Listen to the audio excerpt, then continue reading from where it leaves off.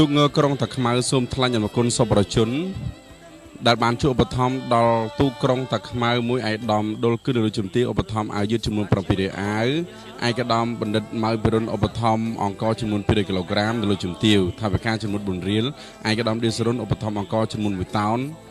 ថាវិការចំនួន10លាន5សែន2 10លាន5សែន20,000រៀល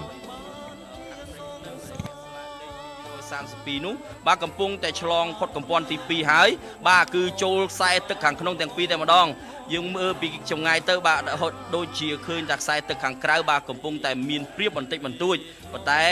ខ្សែទឹកខាងក្នុងក៏មិនអ្វីដែរបាទកំពុងតែដេញតាមយ៉ាងប្រដេញបកៀកគ្នាបងគឺចំនួនតែ2ទៅ3ខ្ទង់តែប៉ុណ្ណោះបាទឥឡូវនេះយើងឃើញហើយខ្សែទឹកខាងក្នុង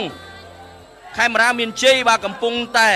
បង្អើក្បាលចេញហើយយ៉ាងមិនទៅហើយច័ន្ទវងមហាដេជះសែនដេជះបាទទូកទាំងពីរនេះបាទយើងនឹងអធិប្បាយបាទសូមជូនទៅគណៈកម្មការរៀបចំបាទយើង